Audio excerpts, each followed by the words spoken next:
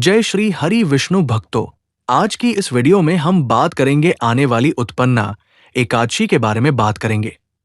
आज हम आपका कंफ्यूजन दूर करेंगे कि आपको उत्पन्ना एकादशी व्रत कब रखना है, 15 नवंबर या फिर 16 नवंबर को। और साथ ही आज की वीडियो में आप सभी जानेंगे कि एकादशी और द्वादशी तिथि कब से कब तक है, पूजा का शुभ समय क्या है, हरिवासर कब से कब तक है, राहुकाल का समय क्या है, और साथ ही जानेंगे कि एकादशी व्रत में क्या खाएं, क्या ना खाएं, व्रत का पारण किस दिन और कैसे करें, एकादशी का व्रत क्या खाकर तोड़ना चाहिए। कभी कभी ऐसा भी होता है कि पारणा वाले दिन हम घर पर नहीं होते, यात्रा पर होते, तो उस समय पारण कैसे करें। पहली बार व्रत शुरू करना चाहते हैं तो कैसे करें। पीरियड्स में एकादशी व्रत के नियमों पालन कैसे करें। जन्म अथवा मृत्यु का सूतक काल लगा हो तो एकादशी व्रत रखें या नहीं। क्या एकादशी को तुलसी में जल देना चाहिए। एकादशी के दिन क्या दान करना चाहिए। एकादशी के दिन बाल धो सकते हैं क्या। तो एकादशी व्रत से संबंधित आपको सभी जानकारी इसी वीडियो में दी जाएगी। आपको कहीं जाने की जरूरत नहीं है, बस आप इस वीडियो को शुरू से लेकर अंत तक बिना भगाए जरूर देखें। आपके सारे प्रश्नों के जवाब एकादशी से संबंधित इसी वीडियो में मिल जाएंगे। परम भगवान श्री कृष्ण भगवद गीता में कहते हैं कि सभी मासों में मार्गशीर्ष मास में हूं। तो इस प्रकार हम देख सकते हैं कि इस समय जो मार्गशीर्ष मास चल रहा है, ये अत्यंत पवित्र और भगवान को प्रसन्न करने वाला है। और इसी मार्गशीर्ष मास में आती है उत्पन्ना एकादशी। ये वही परम पवित्र एकादशी तिथि है जिस दिन स्वयं एकादशी तिथि का प्राकट्य हुआ था, और वो भी संपूर्ण जीव जगत के उद्धार के लिए। यदि आप एकादशी का व्रत पहले से नहीं किए हैं और आप चाहते हैं कि एकादशी का व्रत कब धारण करें, तो आप उत्पन्ना एकादशी से धारण करिए। यानी कि शास्त्र के अनुसार मान्यता है कि जब कोई एकादशी का व्रत धारण करे तो आज से ही एकादशी का व्रत धारण करें, क्योंकि आज ही भगवान विष्णु से एकादशी माता का प्राकट्य हुआ था। हिंदू धार्मिक मान्यताओं अनुसार उत्पन्ना एकादशी के दिन ही भगवान विष्णु ने माता एकादशी को आशीर्वाद दिया था और उनके इस व्रत को पूजनीय बताया था। इसलिए ही उत्पन्ना एकादशी से इस व्रत का प्रारंभ करना सबसे ज्यादा शुभ माना जाता है। इसके अलावा आप चैत्र, वैशाख और माह के महीने में भी इस व्रत की शुरुआत कर सकते हैं। लेकिन एकादशी का व्रत पहली बार प्रारंभ करने से पहले इस बात का खास ध्यान रखें कि गुरु तारा और शुक्र तारा उदय होना चाहिए। आइए सबसे पहले जान लेते हैं उत्पन्ना एकादशी के नियम क्या है, और फिर उसके बाद जानेंगे उत्पन्ना एकादशी कब है और आपके बहुत सारे प्रश्नों के जवाब। आइए अब जान लेते हैं उत्पन्ना एकादशी का व्रत कब रखें और शुभ मुहूर्त और पारण का समय क्या रहेगा। लेकिन उससे पहले अभी तक आपने वीडियो को लाइक नहीं किया है तो वीडियो को लाइक करके वास्तु सीक्रेट्स चैनल को सब्सक्राइब अवश्य कर दीजिए। हिंदू पंचांग के अनुसार एकादशी तिथि 15 नवंबर 2025 को देर रात 12:49 पर शुरू होगी और 16 नवंबर को देर रात 2:37 पर समाप्त होगी। उद्या तिथि में उत्पन्ना एकादशी व्रत 15 नवंबर 2025 शनिवार को रखा जाएगा। उत्पन्ना एकादशी पूजन मुहूर्त 2025 ब्रह्मा मुहूर्त सुबह 4:58 से सुबह 5:51 तक। अभिजित मुहूर्त सुबह 11:44 से दोपहर 12:27 तक। विजय मुहूर्त दोपहर 1:53 से दोपहर 2:36 तक। गोधूली मुहूर्त शाम 5:27 से शाम 5:54 तक। अमृतकाल दोपहर 3:42 से शाम 5:27 तक। उत्पन्ना एकादशी व्रत पारण का मुहूर्त। उत्पन्ना एकादशी व्रत का पारण 16 नवंबर 2025 रविवार को किया जाएगा। एकादशी व्रत पारण का शुभ मुहूर्त दोपहर 1:10 से दोपहर 3:18 तक रहेगा। इस समय फलाहार या दूध दही से पारण कर भगवान विष्णु को धन्यवाद देना चाहिए। जो भक्त इस दिन श्रद्धा और सच्चे मन से उपवास रखते हैं उन्हें सभी पापों से मुक्ति, लक्ष्मी कृपा और विष्णु लोक की प्राप्ति होती है। तो आप 14 नवंबर से दशमी के नियम का पालन करेंगे। दशमी के नियम क्या है, आइए अब बात करते हैं कि इस एकादशी का आपने व्रत पूजन के जो नियम हैं उनको कैसे धारण करना है, क्या नियम है, किनका पालन करना है और किस प्रकार से विधि है, फिर पूजन आदि करना है। प्रिय भक्तों, कुछ नियम हैं इस एकादशी के जो व्रत के एक दिन पहले होते हैं, उनको ध्यान से सुनिएगा। सबसे पहले तो जो उत्पन्ना एकादशी है, इस एकादशी के एक दिन पहले कुछ वस्तुओं का आपको त्याग कर देना चाहिए। उन्हीं में से है कांस्य की वस्तु का प्रयोग। कांस्य की वस्तु का प्रयोग आपको भूल के भी इन 3 दिनों में नहीं करना है, दशमी, एकादशी और द्वादशी को। दूसरा, आपको मसूर की दाल का प्रयोग नहीं करना है, चाहे व्रत कर रहे हैं चाहे व्रत नहीं कर रहे हैं। जो व्रत कर रहे हैं वो केवल व्रत वाले दिन तो फलाहार करते ही हैं। बाकी जो अन्य दिन हैं उनका पर भी मसूर की दाल, ना चने के साग, हरी पत्तेदार सब्जियों का त्याग करना चाहिए। यह आपको इन 3 दिनों में ग्रहण नहीं करनी चाहिए। सामान्य जन के लिए चावल का त्याग कहा गया है। ये चावल एकादशी के दिन नहीं खाने चाहिए। 3 दिन का त्याग नहीं है, पर मैं आपको अभी बता दूं कि इस एकादशी पर चावल के दान का बड़ा महत्व है। खाना नहीं है पर दान का महत्व है। इस दिन आपको चावल दान करने चाहिए। आगे मैं दान की कुछ और वस्तु भी बताऊंगा जो इस एकादशी पर दान की जानी चाहिए। आपको तिथि के दिन ही शहद का त्याग कर देना है। शहद मधु अर्घ कहते हैं। मधु जो अर्घ है उसको आपको भूल के भी इन 3 दिनों में प्रयोग नहीं करना है। भगवान श्री हरि विष्णु का जब पूजन करेंगे उसके लिए जो पंचामृत बनाएंगे उसमें भी शहद नहीं डालेंगे, इसका ध्यान रखिएगा। इसके अतिरिक्त लहसुन, प्याज आदि का त्याग व्रत के एक दिन पहले ही कहा गया है। आपको दशमी तिथि को ही त्याग कर देना चाहिए।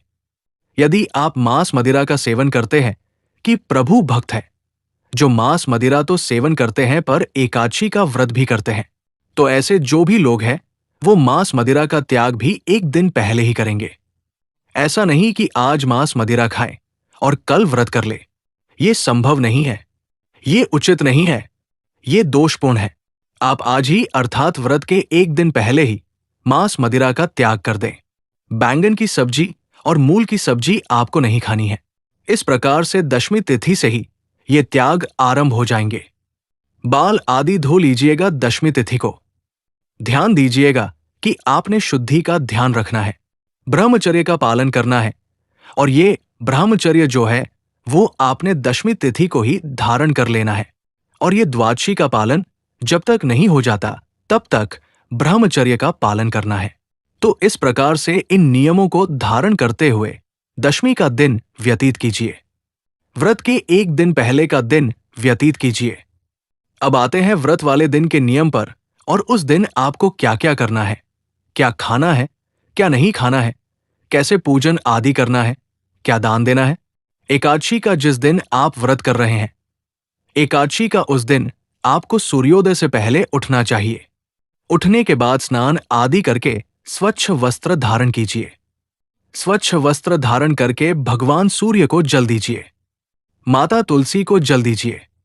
एकादशी के दिन तुलसी में जल दिया जाना चाहिए, तुलसी पूजन किया जाना चाहिए। एकादशी पर तुलसी पूजन वर्जित नहीं है, मैं पहले भी आपको बता चुका हूं।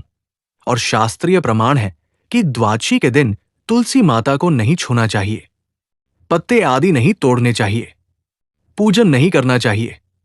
पर एकादशी के दिन तुलसी पूजन बहुत उत्तम बताया गया है। तुलसी पूजन करने के बाद अब आप अपने व्रत पूजन संकल्प आदि को करेंगे।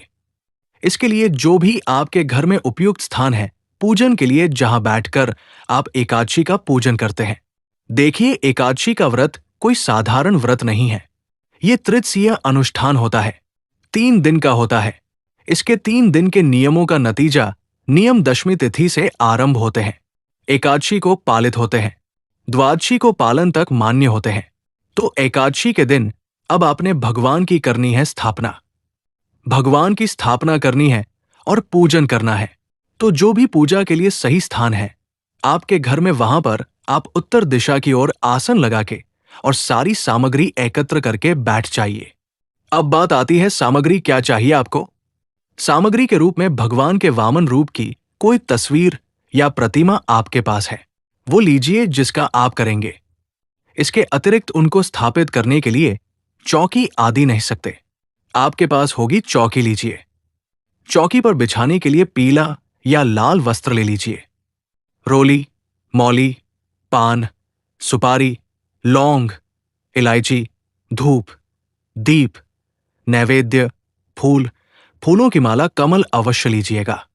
इस एकादशी और भगवान को कमल से अवश्य पूजित करना है और दूर्वा दूर्वा आपको अवश्य लेनी है।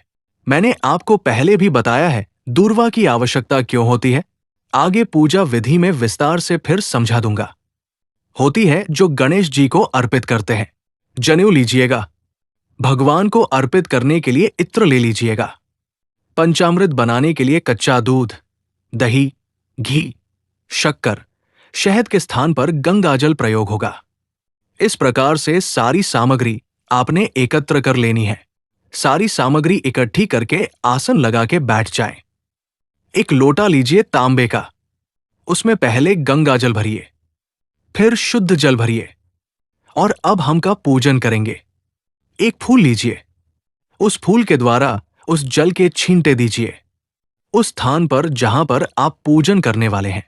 जो सामग्री आप पूजा के लिए लाए हैं, इससे वो सामग्री पवित्र हो जाएगी, वो स्थान शुद्ध हो जाएगा। इस प्रकार से जल के छींटे देकर आपने स्थान को पवित्र किया है, सामग्री को पवित्र शुद्ध किया है। अब उसे हम भगवान को पूजा में अर्पित करेंगे। चौकी लीजिए, चौकी को बिछाइए। उस पे पीला वस्त्र है तो पीला वस्त्र बिछाइए, लाल है तो लाल बिछाइए। भगवान के कृष्ण स्वरूप की तस्वीर को सामने रखिए। उनके सामने घी का दिया रखिए, धूप रखिए। दिए के नीचे थोड़े फूल रख दीजिएगा आसन के रूप में। इस प्रकार से स्थापना आपने करनी है।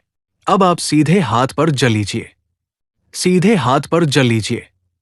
पूजन के लिए एक छोटी रख लीजिए जो आप स्वयं की आचमनी करने के लिए लेंगे, या एक एक छोटे से किसी पात्र में थोड़ा सा जल और भरिए। गंगा जल युक्त, जिससे आप जो पूजा करने वाले हैं वो जल आचमनी करेंगे। तांबे के लोटे में जो जल भरवाया हमने, वो भगवान की पूजा के लिए है। एक स्वयं की आचमनी के लिए भी एक छोटा पात्र रखिए, उसमें गंगा जल युक्त जल रखिए। उसमें से एक चम्मच जल अपने सीधे हाथ में लीजिए, हाथ धो लीजिए। हाथ धोने के बाद अब आप जल आचमनी करेंगे। एक एक मंत्र पर एक एक चम्मच जल ग्रहण करेंगे। जो पूजा करनी है उसको पूजा के लिए और भगवान की पूजा के लिए योग्य होना होता है। ये उसकी एक प्रक्रिया है। एक मंत्र पर एक चम्मच जल सीधे हाथ में लीजिएगा और पी जाइएगा। ओम केशवाय नमः जल लीजिए, पी जाइए। ओम नारायणाय नमः जल लीजिए, पी जाइए। जल लीजिए और हाथ धो लीजिए। अपने आप को तिलक कीजिए, मौली बांधिए। बाकी पारिवारिक जन बैठकर पूजन कर रहे हैं तो उन्हें भी तिलक कीजिए, मौली बांधिए। अब आप पूजन के लिए तैयार हैं।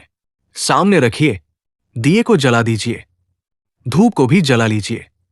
व्रत पूजन संकल्प सबसे पहले कीजिए। संकल्प करने के लिए सीधे हाथ पे जल लीजिए। एक का सिक्का दक्षिणा के रूप में कम से कम रखिए। अधिक जो भी रखना चाहे वो रख सकते हैं। 3 बार बोलिए ओम श्री विष्णु, ओम श्री विष्णु, ओम श्री विष्णु।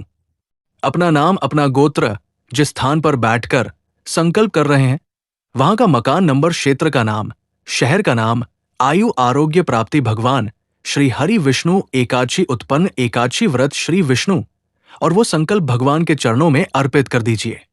भगवान को संकल्प अर्पित कर दीजिए। संकल्प अर्पित करने के बाद अब आप पूजन आरंभ करेंगे। सबसे पहले को आप आसन प्रदान करेंगे। आसन के रूप में पुष्प अर्पित कीजिएगा। 5 फूल अपने हाथ में ले लीजिए और वो भगवान को आसन के रूप में निवेदित कीजिए कि हे परमेश्वर, ये पुष्प हम आपको आसन के रूप में अर्पित कर रहे हैं। आप इसे ग्रहण करें और यहां विराजमान है। मानो इस प्रकार से निवेदन करते हुए वो पुष्प भगवान को अर्पित कर दीजिए। आसन देने के बाद भगवान को पद्य, अर्घ्य, आचमनी कराया जाता है। एक कटोरी रखिए भगवान के सामने, उसमें आप पूजा की सारी सामग्री अर्पित कीजिए। एक एक चम्मच जल अब आप एक एक मंत्र पर भगवान को अर्पित करेंगे। इसे कहा जाता है हाथ धुलाना और जल पिलाना। एकादशी व्रत पूजन अंतर्गत श्री हरि विष्णु स्वरूप पद प्रक्षालन कीजिए। पद प्रक्षालन के लिए एक चम्मच जल लीजिए और भगवान को अर्पित कर दीजिए। पत करके अब भगवान को अर्घ्य अर्पित करेंगे। अर्घ्य के रूप में 1 चम्मच जल अर्पित कीजिएगा। अर्घ्य के रूप में भगवान को 1 चम्मच जल अर्पित कीजिएगा। अर्घ्य कराई जाती है। भगवान को तो के लिए 1 चम्मच जल अर्पित कीजिएगा। गुरु जल आचमनी आइए।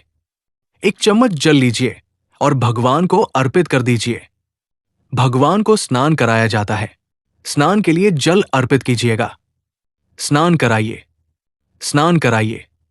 तो भाव ये रखिए कि आप भगवान को खूब सारे जल से स्नान करा रहे हैं। प्रेम से स्नान के लिए जल अर्पित कीजिए। 1 चम्मच जल अर्पित कीजिए। स्नान कराने के बाद भगवान को पंचामृत से स्नान कराया जाता है। पंचामृत अर्पित किया जाता है तो पंचामृत बनाएं।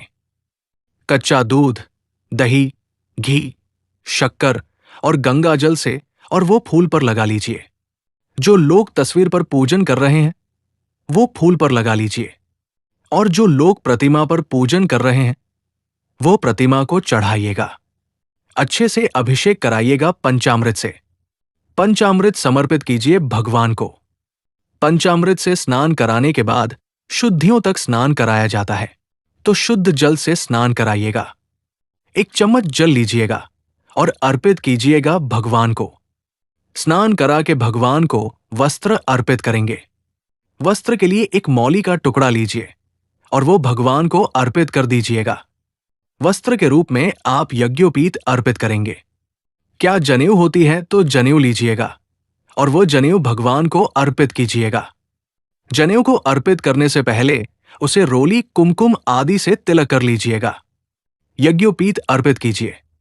प्रेम से भगवान को यज्ञोपवीत अर्पित कीजिए।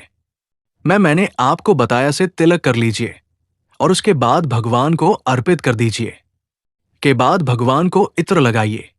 इत्र को फूल पर लगा लीजिए और वो भगवान को अर्पित कीजिएगा। प्रेम से भगवान को इत्र अर्पित कीजिए। इत्र अर्पित करने के बाद भगवान को तिलक किया जाएगा। आदि से तिलक कीजिएगा। प्रेम से भगवान को तिलक कीजिए। तिलक करके और भगवान को फूलों की माला पहनाएंगे। फूलों की माला है, माला पहनाइएगा। पुष्प हो तो पुष्प अर्पित कीजिएगा। ओम नारायण नमः पुष्पम समर्पण माल्यार्पण। भगवान को प्रेम से माला पहनाइए। माला अर्पित कीजिए और फूल है तो फूल कीजिए। और अब आप विशेष रूप से कमल दल अर्पित कीजिएगा। कमल दल हाथ में लीजिए। भगवान नारायण से प्रार्थना कीजिए। आपकी कोई मनोकामना है तो वो मनोकामना बोलिए और उसके बाद ये पुष्प अर्पित कीजिएगा। नारायण नमः श्री वामन रूपाय नमः परिवर्तनीय एकादशी पूजन अंतर्गत श्री वामन भगवान प्रेम से भगवान को कमल दल अर्पित कीजिए। कमल दल अर्पित करने के बाद भगवान को धूप दिखाइए और दीप दिखाइए। धूप दिखाने के बाद भगवान को दीप दिखाइएगा। धूप दिखाइए, दीप दिखाइए और अर्पित कीजिए। भगवान को नैवेद्य के रूप में आपके पास मिठाई है तो मिठाई अर्पित कीजिएगा। मिठाई ना हो तो आप फल चढ़ा दीजिएगा। फल अन्यथा मिश्री ले लीजिएगा। अब भगवान को प्रेम से जल आचमनी कराइए। 1 चम्मच जल लीजिए और अर्पित कीजिए नमक। प्रेम से जल आचमनी कराइए। जल आचमनी कराने के बाद आपको दूर्वा, जो हमने आपको बताई थी कि दूर्वा आपको अर्पित करनी है। नारायण की कृपा से वो मनुष्य सभी सुख संपत्ति, ऐश्वर्य आदि को भोग कर अंत में भगवान के धाम को जाता है। धन आदि से संपन्न रहता है। तांबुल क्या होता है? पान का पत्ता लीजिए, उस पर 2 लौंग रखिए, 2 इलायची रखिए, 1 सुपारी रखिए और वो अर्पित कीजिए। दक्षिणा जो भी आप अर्पित करना चाहते हैं भगवान को वो अर्पित कीजिए। नमः शुभ दक्षिणा समर व्यायाम ही प्रेम से भगवान को दक्षिणा अर्पित कीजिए। हाथ जोड़ के नमस्कार कीजिए और अब आप एकादशी की कथा सुनिए। सही कथा यदि सुनते रहना चाहते हैं, सही जानकारी पाते रहना चाहते हैं तो हमारे चैनल को अभी सब्सक्राइब कर लीजिए। साथ में विष्णु सहस्त्रनाम अवश्य सुनिएगा। इसके बाद भगवान की आरती करें। नियमों के अनुसार दिन को व्यतीत कीजिए। किसी के प्रति बैर भावना ना रखिए। किसी का अहित ना करिए। का बुरा ना करिए। अपशब्दों का प्रयोग ना करिए। ब्रह्मचर्य का पालन कीजिए। घर में नारायण विराजमान है, इसीलिए घर में किसी प्रकार का कलह, क्लेश ना रखिए। शांत वातावरण रखिए। भगवान में मन को, अपने चित्त को लगाते हुए समय को व्यतीत कीजिए। सायकाल को कीर्तन कीजिए। एकादशी के व्रत में आपको अन्न ग्रहण नहीं करना है। आपको इस एकादशी के व्रत में नमक और मिर्च का पूर्ण रूप से परहेज है। कुछ प्रांतों में काली मिर्च और जो सेंधा नमक आता है, व्रत वाला वो नमक खा लिया जाता है, तो आपके यहां चलता है, आप खा सकते हैं उसको।